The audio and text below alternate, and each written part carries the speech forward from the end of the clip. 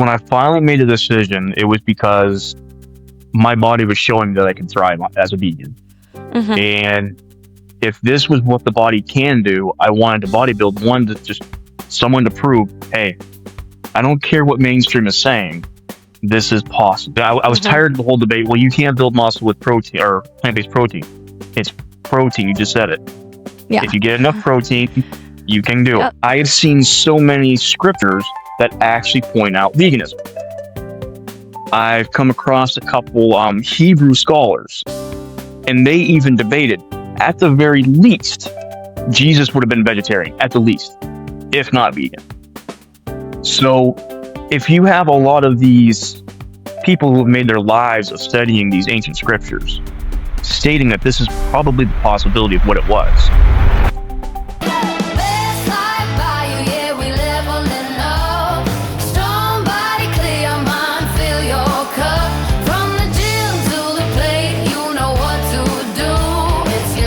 Your health, best life by you.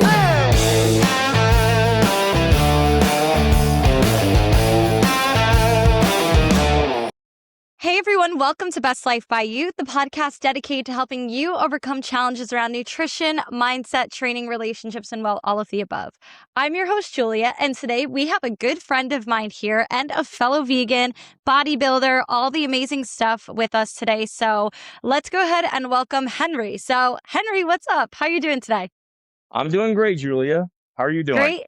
I'm great. Well, we already discussed my nail issue of how long my nails are, so I think that's it. They're just a little too long for my functionality, but everything else is good. Blessed, highly favored. I always like to say that God is good. Absolutely. So, but everybody listening. So Henry, well, we'll get into what you currently do, but Henry and I connected years ago, probably like 4 years ago at this point. Probably, yeah. Yeah. So.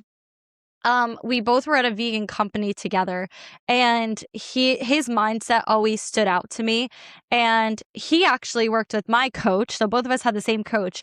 Funny, even though I coach people, it's always good to have a coach, somebody else, just to remind you not to overdo everything. So this was years ago, and his mindset just was always so captivating to me, of like, he's really good about talking, breaking down energy, breaking down commitment, like discipline, and he's done so many different jobs, but the main thing that connected us was being bodybuilders, except Henry competed in shows, but bodybuilders and vegans. So I'd love, Henry, for you to just kind of tell people what you currently do now, and if you had a favorite job that you've done, pretty much walk me through your story of what you do now. And also you can intertwine when you went vegan, why you went vegan. So I'm just going to throw that out to you. The mic is all yours. Okay. By all means, steer me where you need me to. Yeah, I got you. So what I do now, I'm still a nurse. I've been a nurse since 2010. I actually got my with this company now. I got my degree back in July of 2005. I did some nursing with residential treatment facilities. So it was teenagers that were anywhere from the age of 17. I think they could accept anyone that was 5 years old. So any child that had mental health issues that actually had to be residentially treated, I actually worked with them for 2 years. Then went back into the military, another 6 years, and this was the Air Force this time. After that, then I became my disabled pediatric nurse that I am now. Yeah. So a few other things. I'm branching out. I didn't want to get too much into that because that's still in the process of, and I've learned it's better to work and develop in darkness than to keep talking about it and boasting about it till it's actually come to fruition. So there's many things on the side that I've been working on for a long time now. They're Got almost it. there. Yeah. It's funny. I had this guy, he's 21 years old. Brilliant. He's going to own like such a huge company one day. I had him on my podcast a few weeks ago or last week. And he has this like 5-year plan, or no, 10-year plan of exiting his company. And so of all his goals. And he had said the opposite. He was like, he wants to I know, I hear the snoring. I hear Mhm.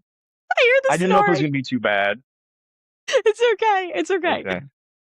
But we just have a furry friend with us. That's all. Should I Oh, introduce her real quick? yeah, go ahead. Introduce, and then we'll get back on track. So Introduce the everybody, furry friend. this is Mia. Hi, Mia. So precious. So, yeah, let her sleep. Let her enjoy her hard. She works hard, you know. She did. She went These shopping with animals, me this morning. yeah, these animals, they really work hard. So let's Yeah. give what they deserve. So, backtracking, yeah, the guy was on my podcast and he was saying, how he prefers telling people his goals, like a good group of Sure. people, his goals, so that they hold him accountable. But I've been under the impression I will tell a small group of people know my goals of what I want to do and how and my life and stuff, but I'm not going to post about it until it's done. Like when it's posted, it's official. That's kind of like my mentality of like, oh, my book. People knew I was working on a book, but I didn't want to talk about it until my coach handbook was done. Mm-hmm. And same with my app. Like people knew I was building an app, working on an app, and I didn't want to post about it until it was done. So same thing. Yeah, same practice. Like you're I'm sure telling the people close to you, or you have told maybe a couple people or maybe no one, but it's just interesting. There's two different ways, two different divides of it. So I don't know if you want to touch on that. Yeah. Well, but you already kind of touched on it. Even though he was telling other people, he also said a certain amount. Mm-hmm. It wasn't like he blasted on social media because those are random people. Yeah. Yeah. From a lot of alchemical research and studies I've gone through, the more people that have mental energy on a topic, they can actually steer the energy. Supposedly, I'm not going to go into No, I if it's can. 100% because everyone Yeah. tests their, but Yeah. people at the heart, I believe, are good. But Mm-hmm. it's when you get masses amount of people, then you have that negativity amplified. So maybe people don't even want intentionally mean to steer you, but the second you start saying, "Oh, I'm going to be doing this," you have people who've never even tried it before say, "Well, what about this? You're going to fall into this. You can't do it because of this." So, and I can't remember who the quote is, but business personnel, they will not tell you or judge you based on your dream to be an owner. An artist won't super critique your drawings because they've all Mm-hmm. been there. Yeah. But Yep. people who have really never done it, they come Mm-hmm. out of the woodwork with all the excuses on what you're going to come across or why you can't do Yep. something. Well, I will tell you, even with us being vegan, which you've been for hmm over This is my how 12th many, year, I think. 12th year? Yeah. Yeah. 12th, 13th. Yeah. So Yeah. no, oh, 14. Oh, 14. You've 14. done so 10. 10. Oh yeah, I guess you're Yeah. right. It's Yeah. coming up. Yeah. Okay. I think it's August. I was trying to July, I do can't remember. math.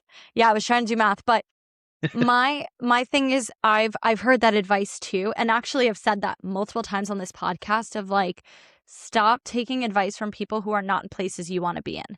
So it's the same thing with me and my business. I don't mind sharing updates with friends and doing that of people who believe in me, but like real advice seeking, I'm not doing much of that unless it's a mentor of mine that Mhm. is a multimillionaire. And I'm like, see, you have a very successful company. You know how to have a balanced life. Like, you know how to just work 3 days a week now Mhm. and enjoy time with family. Like, that is a goal for me that I'm going to seek advice from you. I'm going to Yeah. seek advice from that person. So, not from the person who's working 7 days a week all the time. Like, I get it. There's different things, but you can take everything with a grain of salt. But really, for me, it's going to be something that for health, I want to take it from somebody who's familiar with veganism and somebody who's familiar with plant-based health, like plant-based nutrition, even though that's why I'm so in depth in learning and constantly getting more education, taking postmaster classes. Like those are things that are so important to me because I want to educate myself, because a lot of people, especially in New York, and you're in PA, right? You're Yes. in, or yeah. So same side, like a lot. Well, actually, you're probably in a healthier environment. I'm like closer to New York City area where a lot of people are just like quick. Everything's like let me go get this quick lunch, run around, do this, do this, do this. Like, it's not very much it's very chaotic. Like, New York's Mhm. energy is very chaotic and run Yeah. and boss status, where for me I am on the go a lot. But again, when it comes to advice and what I want to listen to, it's going to be from somebody who has similar values to mine.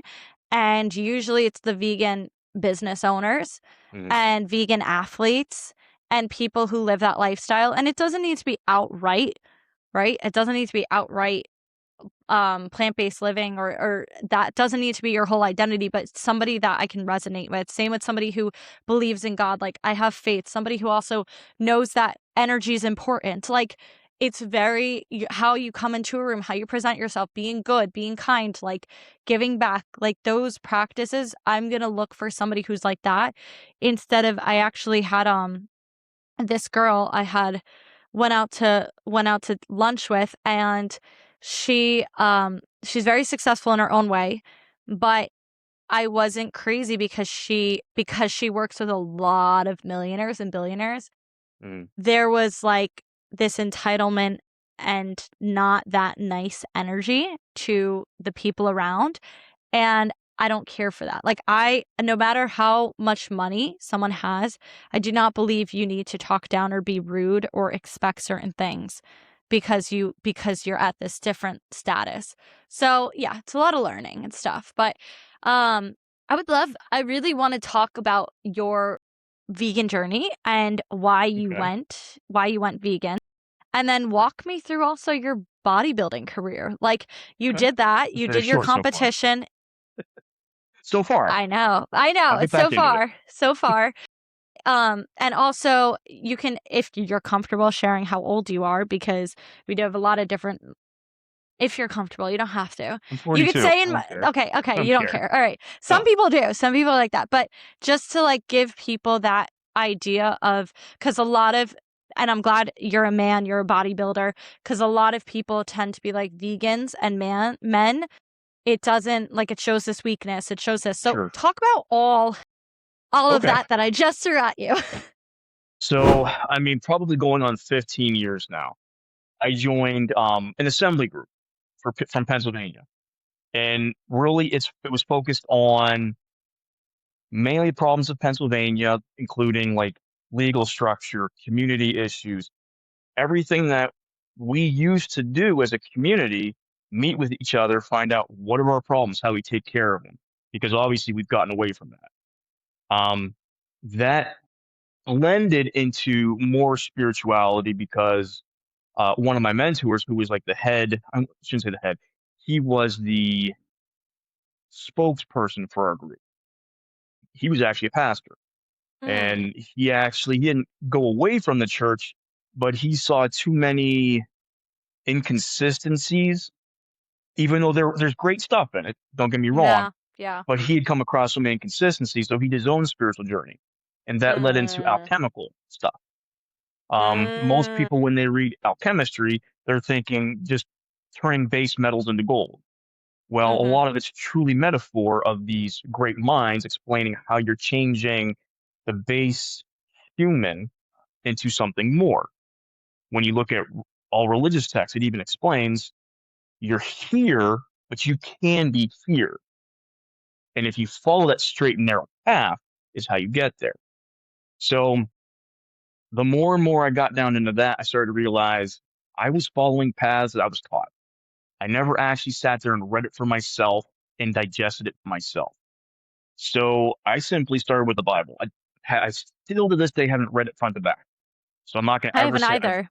I right. haven't either. So I mean, sometimes when people say it, I commend them, but I also just like, okay, I don't know many people can actually read it front to back. Yeah. But I have seen so many scriptures that actually point out veganism. I've come across a couple Hebrew scholars, and they even debated, at the very least, Jesus would have been vegetarian, at the least, if not vegan. So if you have a lot of these people who have made their lives of studying these ancient scriptures, stating that this is probably the possibility of what it was. So then I had to say to myself, if this is real, then now I need to see if it will work. Because in alchemistry, there's so many processes and rituals you would do as far as like cleansing energy and focus work. It even said abstain from alcohol, abstain from an animal. So right there, it's telling me there's something energetically different if these rituals are telling you to stop eating those things. So I just went on a journey and started going completely vegan. I didn't have an issue with the alcohol because I never cared for alcohol to begin with. Yeah, I'm not a big But drinker.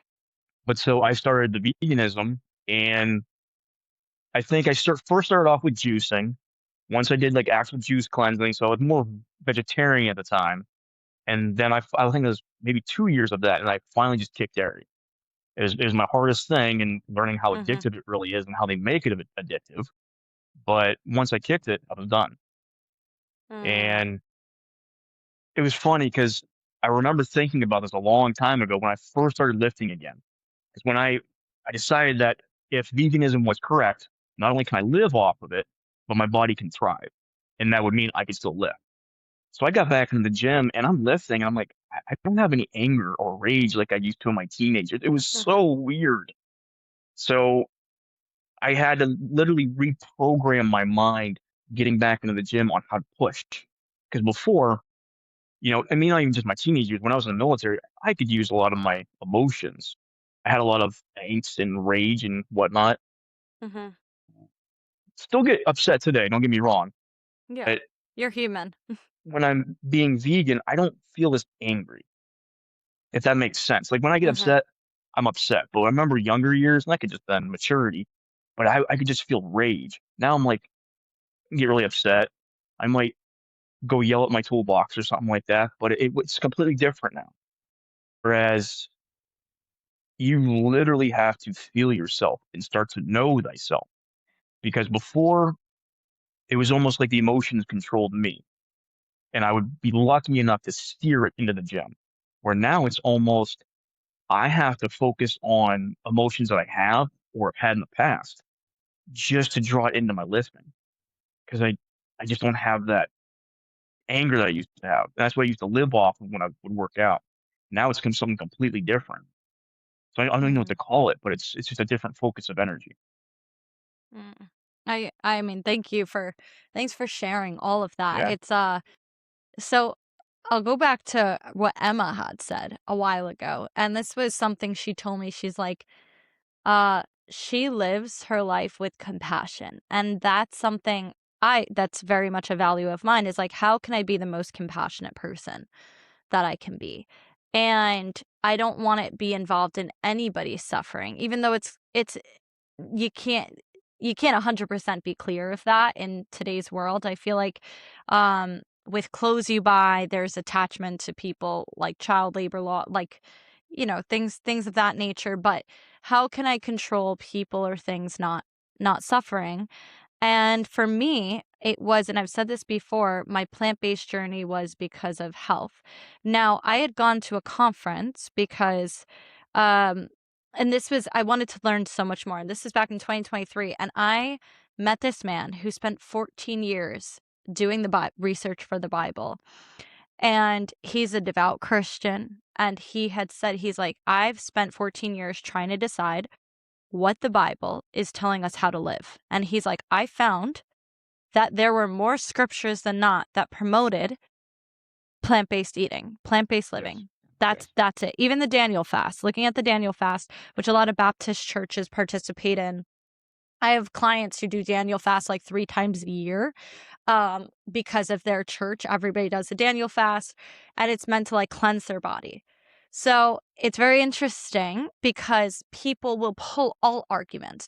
And you know what? I've given up being the person that I'm not right. I'm not wrong. I have my own opinions.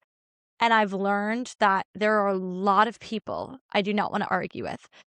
And if you're an intelligent person, you are going to have an intelligent conversation and be able to understand each side and be able to have that kind of debate. Mhm. The people who are not smart, I don't want to say stupid, but stupid, will just keep arguing their point over and over and over again without actually hearing your side. And that's a lot of what exists online today, is people arguing their side without even hearing the other side of the argument. Mm-hmm. And when it comes to what was said in the Bible, there are people who, because I'm like, oh, maybe it's supposed to be pescatarian because fish, like, that whole sermon of Jesus feeding everybody with fish. And then I don't know where cheese came about, but people were saying like cheese is in the Bible. I don't know. I haven't read it cover to cover. And even though my faith is very, very important, I don't need to go to church all the time to have a connection with God. I Mm-hmm. don't believe in that. I believe in I pray every day, and I I pray every day to live how Jesus would live, of Mm-hmm. helping giving to those people who are in need, not judging others, being kind. And that is something I would want to continue. That is something I live by. Now, when it comes to the Bible, people will argue tremendously both sides.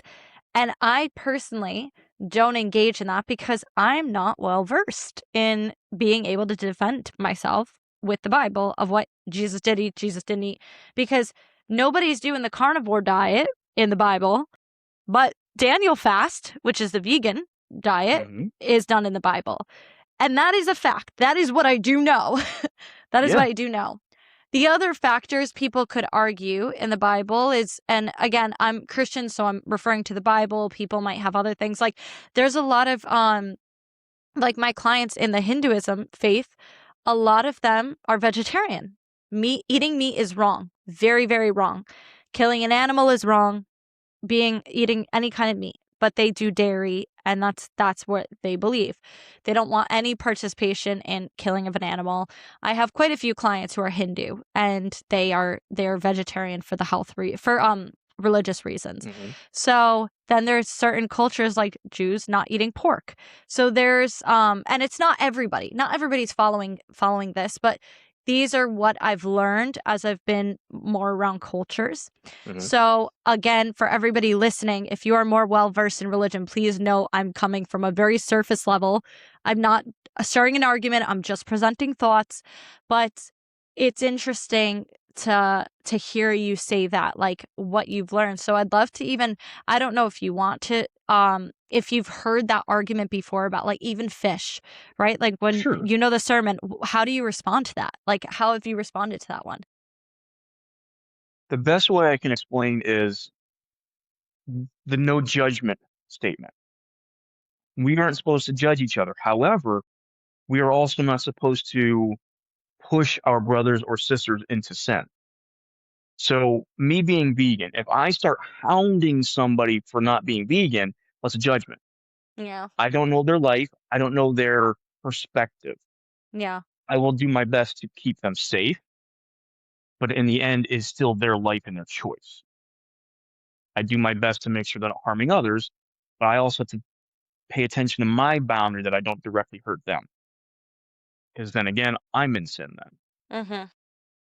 As you said about people that they want to argue, I've done a lot of work with myself, and I've also identified this in others, is most of the time when people want to argue and just spout off things that are just repetitive statements usually, Mm-hmm.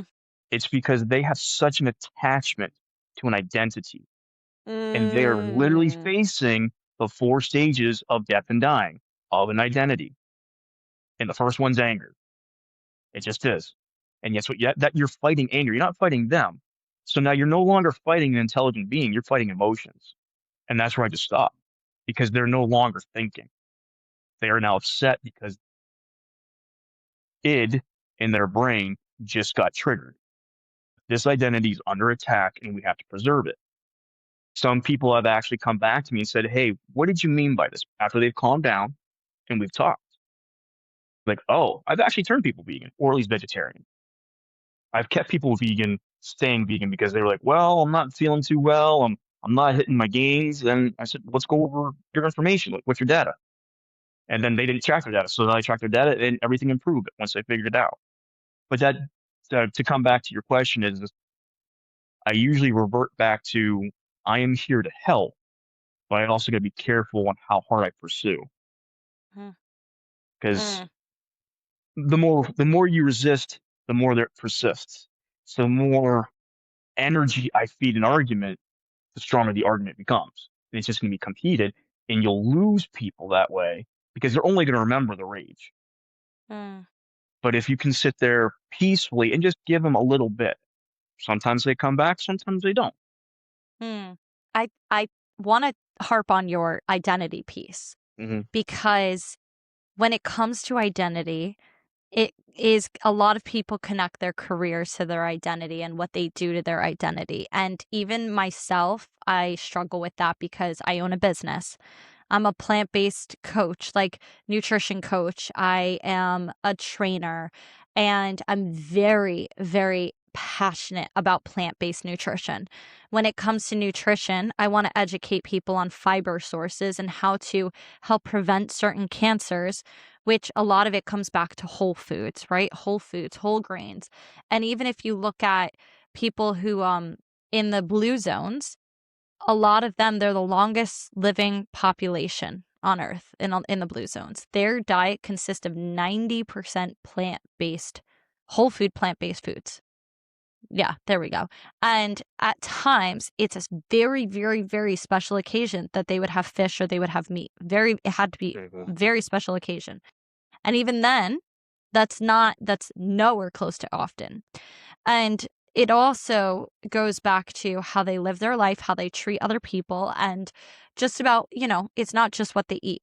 Now, when it comes to identity, it's funny because I went through this whole period as well of feeling attacked when people would ask me questions or tell me I'm in a phase or tell me I broke my foot because I'm vegan.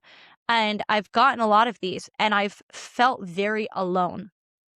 And so I've felt alone in the fact of I don't really have anybody I can talk to right here. Yeah, I can talk online, I could text Yeah. people online, but like somebody right here to talk to that gets it. That just gets my passion for plant-based living. And I've actually been asked by some of my girlfriends about dating, right? Dating. And I'm not in a place like I've been very happy single and that's not a priority for me right now. But when it would come to dating, right, my girlfriends all sit down. We were out to dinner and they were like, I don't think you should. I think because of what somebody eats should not be a make or break in a relationship. Like, that's stupid. And for me, I felt very attacked because I'm like, it's more than just what they eat. Like, and it's my passion too. And so I felt like my identity was targeted because to me, I have girlfriends who are vegan that can date somebody who's not vegan and Yeah. vice versa. I don't think I could potentially do that. Maybe pescatarian, maybe a vegetarian, but it's very unsettling for me because of how passionate I am Hmm. about plant-based nutrition. It would be very hard for me to be with somebody who's not. And I don't think I have many friends that understand that mindset and thinking because they think it might be too excessive. And I've connected a lot of my identity to being a plant-based coach and getting people to eat healthier. That when it comes and even building muscle, like, so my identity has become very intertwined in plant-based living, in fitness, in being Christian, that it's hard if people do critique it. I have to pause myself to be like, either they're asking a question or this is a conversation not worth having. And it is hard for me to differentiate between that because that is part of my identity, right? Like these things are part of my identity. So what would you say, or how do you go about, like you talked about the 4 stages, right? Of Hmm. that identity The disconnect. death and dying. Yeah. Yeah, yeah. So how would somebody like me, how would you go about talking to somebody of differentiating that? Like if there's a way to even differentiate that. Like what is your identity? Like what consists of somebody's identity? Well, you could have a lot of things, obviously. I mean, Yeah. it's not just what they're eating. What's that attached to? Is that attached to family culture? Is this attached to religious beliefs? Is this attached Mhm. to bro science? Because I had to go through that too. I used to take so many damn supplements. Yeah. And it's just because, oh, this is good for this is good for that. Yeah. And I finally got blood work, and it's like, no, I'm only deficient with these couple things. Just take those. Yeah. But It's that's where people crazy. are. You don't know if that's just routine Mhm. or if there's a deeper identity to it. So Mhm. that's where maybe if it is worth for you talking to them, it would be sitting down and actually trying to find out where it's coming from. But that also means they have to be willing to go there. Because that's Mhm. the other question is, and then as a coach, when someone comes to you, is this person willing to give up what they need to give up to go where they want to go? Same thing with the veganism question. When you're talking to someone, is this person willing to have this conversation? And sometimes, like I've had multiple conversations to get someone somewhere because they'll come back and we'll have more conversation and then it's triggered again. The conversation goes and all of a sudden something got touched. And you can just feel the energy in the conversation, not in a passionate way, but of you hit something sensitive. I don't have a good response. So now it's going to come out angry. And then you just walk away. That person comes back, they come back for more. It's no more different than a mentor. You know, when the student is ready, the mentor appears. But when the student is really ready, the mentor disappears. So the student will keep coming back to the mentor. The mentor's always available. If the Mm. student's really ready to learn, they will. Sometimes the mentor says something that the student doesn't like. Student takes that information, walks away. Student processes it. Suddenly comes back, you were right. Then Mm. the mentor gives them more. It's kind of the same way, but they have to be ready for it. It's not one of those things you can force on people. Not necessarily want to tell people to manipulate others, but if you learn how to have a conversation to where it's now their idea, Mhm. they take that information much differently. So Yeah. if you can bring up veganism in a way that almost they suggested it in their own words, it hits their brain different. And sometimes you get people that will do that. They'll even bring things up like, well, what about this? You said this. Oh, yeah, I did. Like, well, you felt better eating more of this. Why don't you just try eating more? Mm. Get rid of that meat. Like, I guess I could. And I People was like, have just a give it a try. I would say people have a hard time though.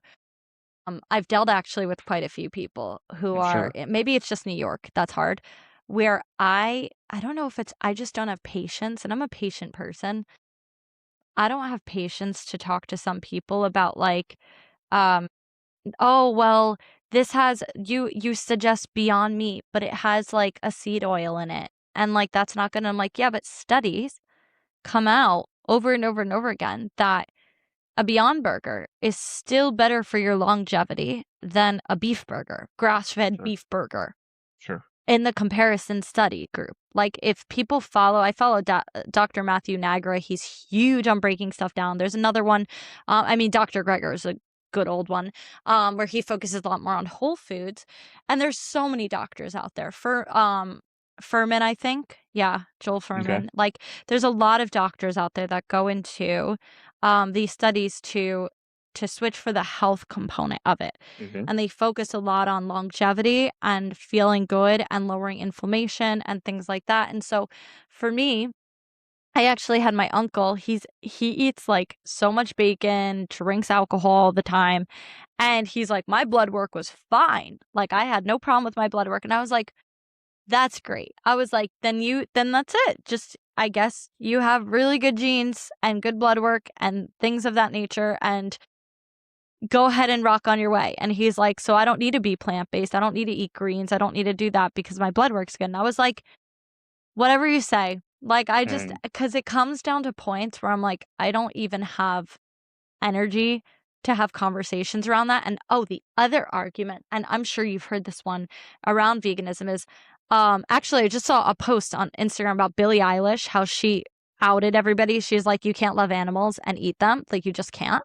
okay. And she had come out and said that. And then I was reading the comments and scrolling through, and people were commenting saying like, you plants are living too. Like, what are you talking about? Plants are living too. Hmm. So I don't know if you've heard that one before. How would Oh, you yeah. approach that how do you approach that argument? And it was funny because my mentor from my assembly, we discussed it. Uh-huh. And Mm. truly, plants have energy. Rock has energy. Everything to a certain degree holds a life force, whether that's too dense for us to even attempt, because you're not going to chew on a rock. Minerals, but you're not going to chew on. It's not available for us.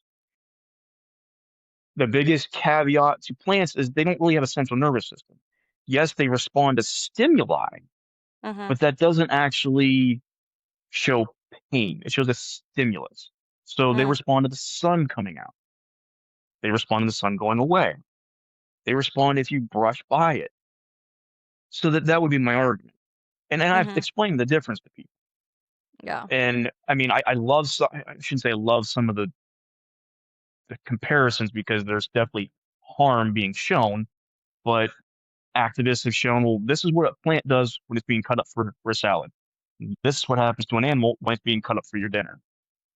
Mhm. And if an adult is not willing to let their child watch an animal be slaughtered, they shouldn't be eating it. That's simple. Yeah. Um, Many people, when they find out, yeah, when I was a meat eater, I went through survival school. I skinned a rabbit. Never felt the most gut-wrenching disgust in my system, and it was shortly after that that I went vegan. Mm. But that also turned into the caveat of everyone, well, what if you're on a deserted island? Well, that changes the circumstances. Mhm. In survival mode and you don't have the resources, you should do what you need to survive. But again, do the least harm as possible with what you can. Mhm. And that because I get that all the time too. Mm. Yeah, but we're not on survival. We're in America. There's Exactly. the other Surplus. argument. Yeah, and the other argument has been, oh, vegan food is so expensive. I'm like, my grocery bill has dropped down by $100 ever since I Oh went yeah. vegan every single time. And I think it's the sources. People are like, well, vegan is a luxury living. Like, I'm like, I don't know, because I made black bean burritos at home for 4 days. I get black beans, rice, hummus as a layer, nutritional yeast, wraps, vegan cheese is my specialty. I'll put that in. Buffalo We sauce. want that. I'm like, I'm like, this is 4 days worth of meals. And that altogether is probably like $20. 4 days worth of meals and $20. Where is the expensive? I get it if you're buying all the Beyond Meat and vegan cheese, but like you look at rice and beans and lentils, tofu. Tofu's $1.99 and you can Right. have it last for 4 days. Like I don't know where that came from of like, oh, it's so much more expensive. But again, I'm not an expert debater in this, and I don't wish to debate people in this. It's more about energy, right? Energy expenditure. So, which is something I know you've been so good about talking. You've been so good talking about energy. And I wanted to highlight the fact that you competed as a vegan bodybuilder. And I would love to talk a little bit and shift gears into what that process was like for you and what kind of mindset shift did you have to have for being a bodybuilder on stage? Because that was your first time doing it. So walk me through what that whole process was for you and what you learned from that, either vegan or being on stage, whatever you want to share with that. So when I finally made a decision, it was because my body was showing that I could thrive as a vegan. And if this was what the body can do, I wanted to bodybuild one to just someone to prove, hey, I don't care what mainstream is saying, this is possible. 'Cause I was tired of the whole debate. Well, you can't build muscle with protein or plant-based protein. It's protein. You just said it. If Yeah. you get enough protein, you can do it. Yep. Yep. Um, Really, it was actually funny because before I got with you and Emma, Yeah. I was of the whole mindset that you have to drop your calories down and keep your protein high, low carbs. And that's when I Mhm. was stuck. I think I was somewhere around 19 or 20% body fat. Mhm. And I think it was 90 days. In 90 days, she got me to my first show prep ready. I was still Mhm. probably near 6 or 7%. And she was even honest. She's like, listen, Yeah. you're not going to win anything, but you deserve to be there. Like I looked Yeah. okay. I mean, and I don't know if you have the picture, but it's the four Yeah. corner picture. Yeah. Oh, So you'll get it. Oh, it'll go in the video. yeah. Don't worry. So the one in the upper right, that's my first show. And that one was in Florida. Yeah. I was amongst some of the most ripped bodies I have ever come across. Yeah. And it was grueling. The whole contest prep, it was definitely grueling, but I had that goal in mind that I am here to show others this is Mm. possible. Mm. This is, and I mean, and some of it was for me because most people wouldn't notice I have insecurities. And here I am getting on stage in underwear that's going to be posted for the world to see now. Mhm. But I was like, I can do this. I can overcome this. Mhm. Speaking of identities, I almost had to build a different identity to do that. Mm. Yeah. And then the bottom left picture, that was only 30 or 40 some days difference. And I got shredded. I stuck with her plan, Yeah. kept on it, and literally just shredded up. And it was because I kept my carbs up where I need to have them. Instead of low carbing and all that bro science crap. No, Mhm. I needed the performance. I needed the energy. That wasn't it. It was all the extra garbage that I was doing. The whole stress, the cortisol. There was times where I think I was up to 45, maybe 50 minutes of cardio. And it wasn't hard cardio, but it was just like stair stepper or walking on the Mhm. treadmill. And I was like, no, you got to back it off. So I backed it off and literally started losing more weight. Did less Mm. work, lost more weight because Yeah. I'm not spiking my cortisol. Mhm. So it's a constant battle. Your body is constantly balancing, and you have to read the data. And that's Mm. why, like, when people ask me, "Well, I'm stuck with this. What are your numbers?" Well, I don't know. Mhm. It drives me crazy when people like, I don't know how much I'm eating. I don't know how much my lifting numbers were, but yet Mhm. you'll watch your bank account every morning or every afternoon Mhm. and watch those numbers.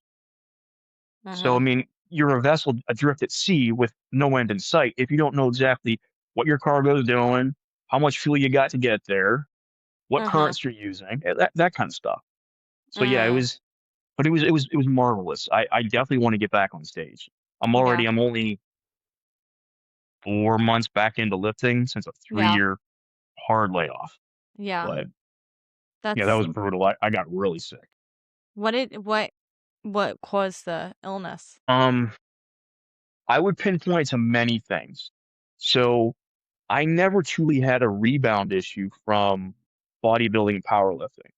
Mm. Um, it was about 6 months after my powerlifting show. So I did a bodybuilding show, then I did a bodybuilding show almost 2 months later, and then 5 or 6 months later, I did my first powerlifting meet. Mm. So I didn't really back to back, but I felt strong and I felt good. Well, 3 days after we closed on this house, my client passed away in my arms when I showed up to my shift. And I'm gonna try not to swear, but I mean it messed me up. I couldn't even Yeah. say his name for 2 years. Like it's even getting me teary just Yeah. talking about him. But it's okay because you need to. Uh, Yeah. and it was 3 or 4 months after he passed away, I just started getting sick. I go to lift. It was 5 days it took me to recover, and then it was 10 days to recover. I'm like, I'm done. I just stopped lifting because it just something was off. Well, also I was doing my fasting because, again, the Bible, Jesus fasted. That's a part of alchemical processes too. However, I started to overdo it because my mentality is I will control what I can. And that was something I can control. And I didn't realize I was doing it in a harmful manner. Mhm. And the more research I did after I started feeling better was I was jacking up my hormones because, Mm. funny as it sounds for a guy, but in the middle of the night, I was getting hot sweats Yeah. and started doing research, and it's almost like menopause. So I started looking at what's menopause. I mean, from a nursing standpoint, I know it's a female Yeah. process, but it's a hormone disruption. It's an Yeah. imbalance that's going It through. is. So I'm like, well, why am I experiencing it? So I start going all of the things, and fasting is one of them. When it's overdone, it starts to take your entire hormones out of True. rhythm. It's a beautiful thing to do, but when improperly done, can mess Yeah. you up, and it did. So then I've cleaned out fasting for now until everything's back in tune. and I'll do it once in a while, but not the way I was doing it. Yeah. But I have. that's hit me hard. Yeah. Wow. Well, I'm so sorry though that you'd go through It that, and it happens. sounds to me like it's a lot of mental. Like it wasn't if of that, and it becomes so physically ingrained in us. I mean, you see people who lose loved ones, and Mhm. they get so sick and so depleted and so energetically depleted, I should say, that it becomes their mental becomes their physical. Mhm. And you being sick, that is a tragic event that you went through. So naturally, it takes the body a moment to have to process it, because if you just keep pushing it down and suppressing it, it's going to show up in some respect of your life. People do not think that of like I see that with guys, and there are some girls too that just like suppress things they're going through, and I'm like, it's gonna pop up at some point. Like Mhm. it's gonna pop up. But the fact that you did so much, and you prove to yourself that you can do all these things, and you are so good about being mentally strong and getting through everything you need to be doing, like everything you want to be doing. But then there's always hiccups in the road. Like people, every single person faces stuff. And like for me, it was living in black mold where I was super sick for a long time. And like that was my apartment was poisoning me. I've said this on the podcast probably like 25 freaking times, but like that was something that really wreaked havoc in my system, my mental health. And it took me a while to just get healthy again and to heal. Mhm. But like that was something I had to get out of that environment to heal. And I was blessed to be able to leave. And for you, it seems like you're still on a healing everybody's on a healing journey. Every person's on a healing journey. And you also connecting back to your roots, haha, pun, of plant-based living.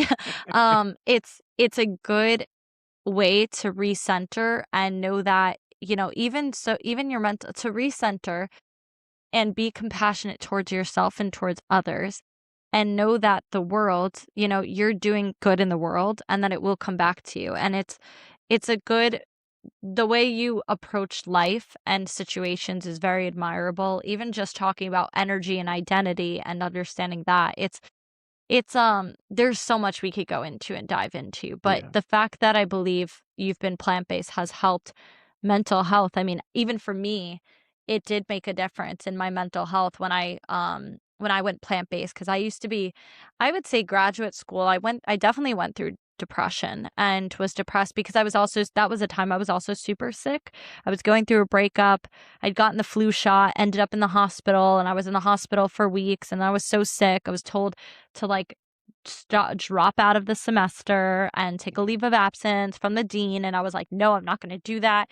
And like it was I went through a really tough time in graduate school, and then when I went through the breakup, I felt very alone, and yeah, it was like I went through that. But then when I went plant-based, it was like I know COVID was a horrific time for people, but it was one of my happiest times. COVID was when I was almost at my happiest self, because I was able to go outside. It wasn't crowded. It was like you heard the birds chirping every day.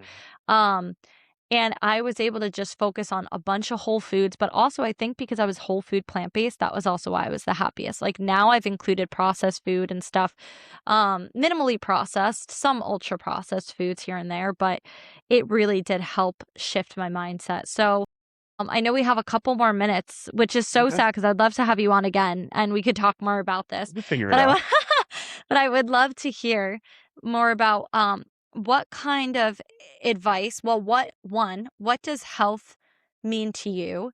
And what kind of advice would you offer somebody who is maybe on the fence of being vegan, or wanting to, try something new or do something that scares them? Like, what kind of advice would you give after the life you've lived thus far? So health to me now would mean always improving something because, like we just said, life can railroad us at any time. So you can't say a perfect triangular balance because I've also learned if you're progressing in one area, one area tends to get less focus.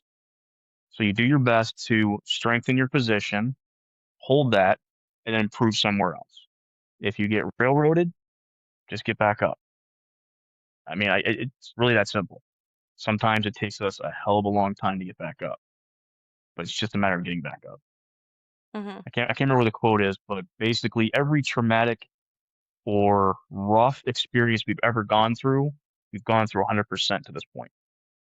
So we'll keep going. It might be painful, it might be hard, but we will keep going. And to Mm-hmm. anyone considering trying vegan, today is no better day than any other day. Today is the day. Stop saying tomorrow or this day or that. Just try it. That's simple. What's your number one reason you think people should go vegan? The number one reason, I believe it's the way we're supposed to be living.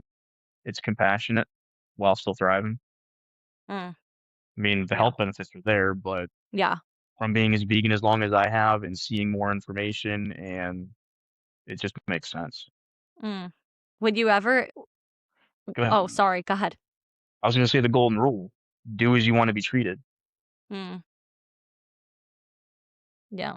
It's also like people have said, you are what you eat. That's another That too. thing. You are what you eat. Yep. But I was gonna say, what if somebody had tried to prove to you that and again, I'm vegan, I believe in it, but I'm also trying to play the people who listen to this podcast who are not, who might argue that, well, no, we are supposed to eat fish, we are supposed to eat meat based on things in the Bible, which people have argued. So you think that would be something you would argue? If someone was strongly believing in it and they weren't up to a conversation, I wouldn't Mm, waste my time. yeah. I would Mm, start off by saying, "Are you willing to go through and talk with me about it?" yeah. And then I'm okay. Yeah. I'll start there. I Mm, mean, it's the funny thing about seafood. I mean, we mm-hmm. don't live in the sea, but we're taking its Yeah. food. People are willing to eat crustaceans and bottom feeders of the sea, but they won't go ahead and eat cockroaches on the land. They're the same thing, just Mm, different zones. damn, I've never heard of that. I've But never because a thought chef about made that. them gourmet, it's now, Yeah. yeah, oh yeah, yeah. Look at the arthropods. They're seas cockroaches, shrimp, all that. Oh yeah, when you really think about it. Lobsters, yeah, Damn. Damn, I never thought about it like that. yeah. That's a point because yeah, I would never eat a cockroach. Well, I'm allergic to cockroaches. I used to live with them with the freaking mold, but that would it's wow. It's very interesting you say that. I mean, I know there are cultures that eat bugs and eat things of that nature, and yeah, just not my appetite.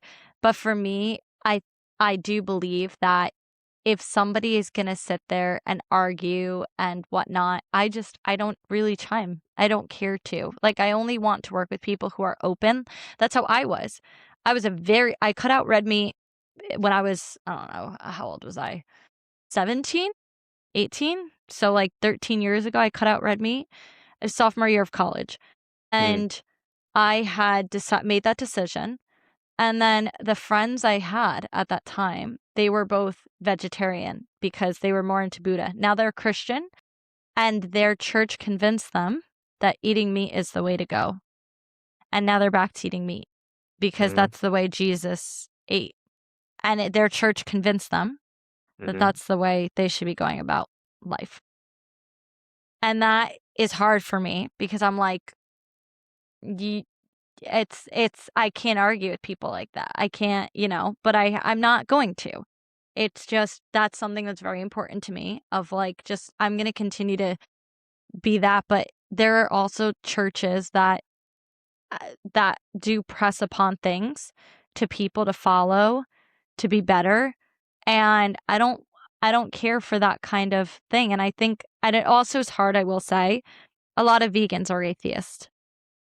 And mm. I've met a lot of vegans who are atheists. So for me, I guess, and you, as somebody who believes in a higher power, and it's hard to it's hard to like fit into one category. We don't. But we tend to get looped with, oh, you're vegan? Oh, so you must be like ultra liberal and like ultra atheist, not believe in God, not follow structure. And like, I've heard that before. Sure. And it's hard for me because I'm like, no, I believe in Jesus. I believe in God. Like, what do you mean? Like, what do you mean? Like, I pray every day, and it's just how I go about my life and my practices. But anyway, I could go on and on and on about that. But any final thoughts on that? Any final thoughts on what I had said? I'll be careful because this could go down a long road. Yeah, Um, I know, and I have so like a couple minutes. So what things can you highlight? think of it this way. When you were Yeah, born, yeah. you were born perfect. After that, man put titles on you, and now you became imperfect. When you were born, you weren't Julia, you weren't Christian, Catholic, you weren't vegan, you were the I am. From the moment you were born, people gave you a name, title, what religion you'll be, what you're going to eat because that's what your family's eating. Very few people now sit back and do what they are. They do what others have imposed on them. Very few will reflect on that. And that's why people usually seek out organizations. What should I do? What should I do? Not look inside yourself. Mm-hmm. Wow. That's so well put. Oh, I definitely, we have to have this conversation again. I'm going to have to have you on again because I'm so sorry. I would have loved to have this. No problem. I would have loved to have a longer conversation for sure about this because I love your philosophy of life and everything you've done. And I believe you have so much to offer the world, even though you're like, what can I offer? Like you came on, everybody listening, Henry was like, I don't know what you want me to say or what. I'm like, just speak because you can offer a lot and bring a lot of wisdom. So we will continue this conversation. So for people listening, I am going to have Henry on again, and we're going to have a fully in-depth more about just living philosophies of principles of finding identities, because I think that's something that's important too. But again, thank you so much, Henry, for joining us Welcome. Thank you for today. having me.